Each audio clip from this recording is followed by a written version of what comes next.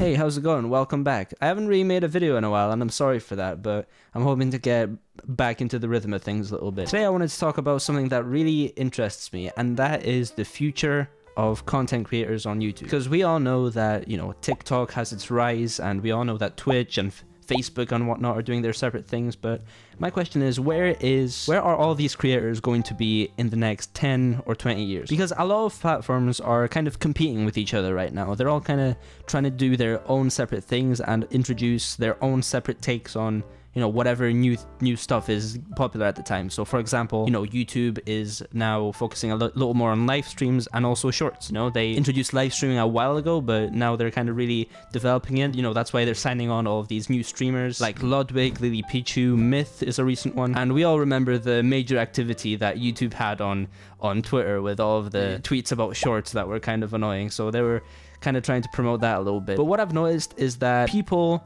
like assigning platforms to one particular thing. For example, most people go to YouTube for VOD content. I would say like medium form content. 10-minute videos are like really popular on YouTube. That's kind of why they get recommended quite a lot, just because they're just better, more engaging, more entertaining on YouTube in particular, as opposed to like a 4-hour live stream. Then obviously Twitch is the place that people go for live streaming, and TikTok is the place where people go for short form content. YouTube can do whatever they want with short form content, but they're never really gonna surpass TikTok at their own game. They're gonna have to innovate and make something better for people to want to switch to using YouTube Shorts rather than TikTok. But aside from these three platforms that I use to define long form, medium form, and short form content, there are also some other sites that have shown a little bit of interest in the past in revolutionizing their content system, and I would like to look into those today in this video. The first one I would like to talk about is Facebook, and Facebook has introduced the whole watch page,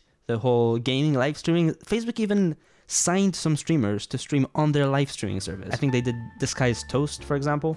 That was huge. And objectively, looking at Facebook as a content platform, disregarding all of the legal issues they may have, it's actually quite good. They have everything in one place. All you have to do is click at the top which tab you want. Say you get bored of scrolling through your feed, just click on the watch tab, you've got your videos, and if you're bored of the videos, you can watch a live stream. There's also a marketplace, and it's a social network, But I don't think that Facebook is going to be, anywhere close to the top anytime soon, simply because it's Facebook, right? It's what your mom uses to post her right-wing memes and COVID conspiracies. So simply because of that, I don't think there's any real future for Facebook as a content platform. They haven't really done anything with shorts. They have stories in there, which is pretty cool. I guess that can kind of be considered as similar. But overall, I think Facebook is going to stay the way it is, and it's just going to die off slowly, whatever they do. I might be wrong. This is just my personal opinion. I think that's why they're trying to rebrand the whole Facebook thing as Meta. At first, I thought, when I heard that the Facebook company was changing their name to Meta and,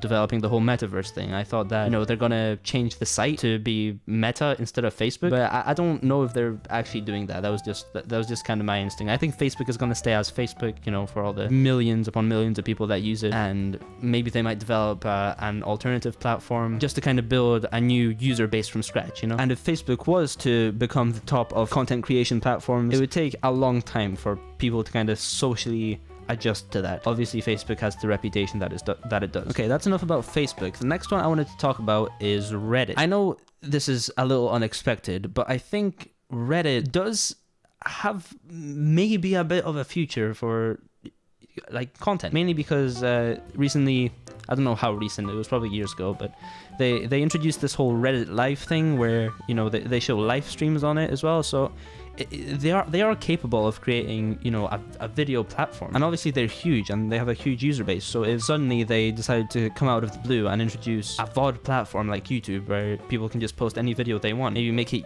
better than YouTube in some ways, it would have potential to eventually replace YouTube, if it's good. But that's just an interesting one. That's just a thought that I have that might come to fruition in some parallel universe, I guess. And when it comes to sites replacing YouTube, I actually think that Twitch and TikTok do have some sort of a chance there. At the beginning, you might have remembered that I said the thing about people assigning particular things to particular services. YouTube is for VOD content, Twitch is for live content, etc. But TikTok is huge, and it makes me think, what if they introduced VODs and a better desktop website to TikTok? Would it replace YouTube? Would it be better than YouTube? And Twitch already has VODs on their site. The only difference between them and YouTube is that there's no comments, no ratings, and the VODs have to disappear after a while. So I don't know if Twitch in particular has the server space to hold all of these VODs. I would imagine that it's quite a demanding thing for a business to do and invest in. But Twitch does have better quality live streams, at least, than YouTube. If you're interested about that, I talk about it in this video. You can, up there, you can click the card. So I think that if Twitch introduced proper VODs, proper videos with ratings and comments and stuff, it's better quality, might perform better than YouTube. And obviously Twitch is owned by Amazon. Jeff Bezos, he has quite a lot of money. Maybe he can invest in all of the server space that is needed, and that might be possible in the future. But it's just an idea. I'm just talking about things that might be possible in the future because I think they're interesting to think about. And who says that there won't be a new website? There's new services coming out all the time. TikTok blew up only recently, so who says that there won't be an alternative YouTube service that can innovate by, I don't know, introducing something completely new and useful that just ends up completely replacing YouTube? And yeah, that's all I really wanted to talk about. Make sure to like and subscribe. If you want, you can join my Discord server. Goodbye.